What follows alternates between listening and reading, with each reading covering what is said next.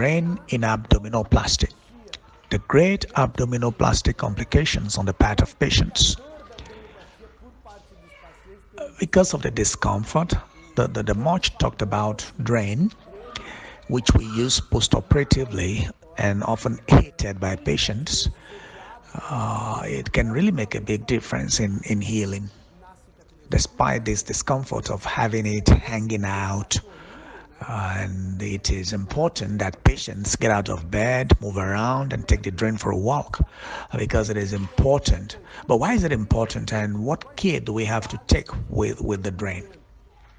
First, the drain is very important to prevent the accumulation of fluid in this detached region. Very often the abdomen is big, the detachment area is bigger so that we can reposition the abdomen musculature. Then there is a detachment of the thorax bone down to the pubis bone, and this displacement causes an empty area there. It leaves an empty area there. And when the whole empty area of the body or empty space is filled with liquid, there is no air left there. So we do not want this liquid to accumulate.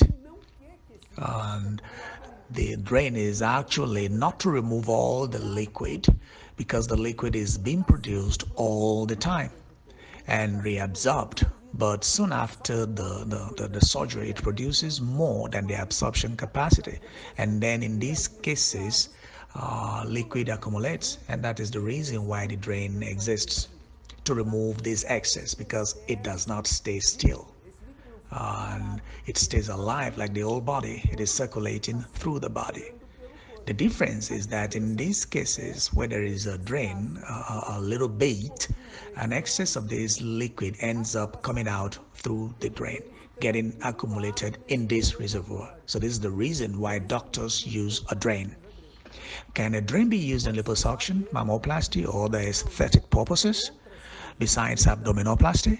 Of course, the most common is to use it in abdominoplasty.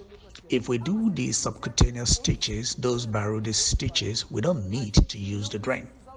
We do the Barudi stitches in all our patients.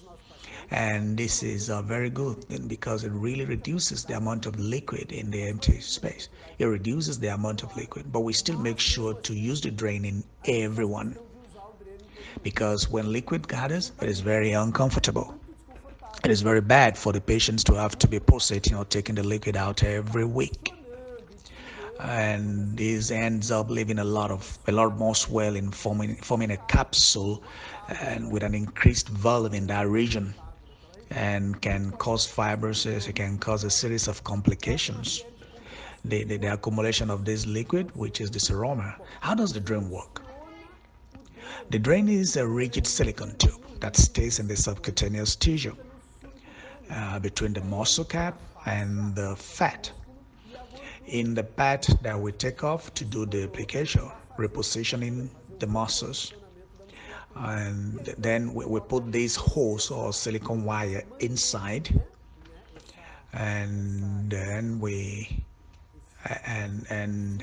and after it has a series of little holes in the drain's body, and then the liquid goes inside it to meet this pad that is a connection. Okay, and then the liquid, and from this connection it goes to a reservoir. This reservoir needs to always stay, let's say 24 hours a day with vacuum. It has to be with vacuum sucked in, because if it is in this position, uh, uh, if it is in this position, then it is because it is not doing the vacuuming. Okay, and then this does not help us. It's only to really, what the only thing that really interests us in functioning in this position. When it is in this position, it needs to be in this position 24 hours a day, like this. Yeah, but when do we take the liquid out?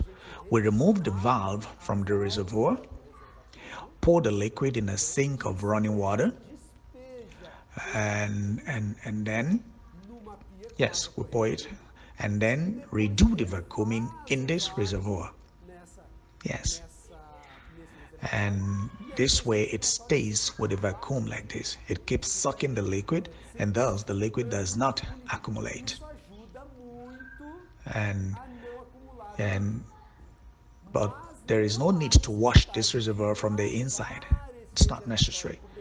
Some clots remain and they will naturally be washed by the liquid that is coming out. As when do we know when to remove the drain? It depends on each doctor and the technique used. For example, when the subcutaneous, when the drain time is shorter, we remove the drain earlier. And however, with those very large abdomens, with overweight patients or even patients who are skinny, but who have lost 70 kilos after bariatric surgery, these patients need to stay longer with the drain. And this makes us leave the drain longer for around, say, 2 weeks. And how do you know the right time to remove the drain? When there is less than 50 ml in 24 hours inside this reservoir, um, when there is less than 50 ml in this reservoir in 24 hours, then, well, for example, it was 70 ml before, then it went down to 50, it went to 40, 30, and then it's time to remove the drain. And there is less than 50 ml collected in 24 hours, so it's the right time to remove the drain. So it's important once a day at about the same time, yes, to drain the liquid and measure how many ml are in the reservoir. And this is very important for the management, even for the doctor to know. Look, I can remove the drain because all patients want to remove the drain in 2 days. But still, sometimes there's a very high amount of drainage with 200 ml, 300 ml, sometimes associated to liposuction. The volume is even higher than that.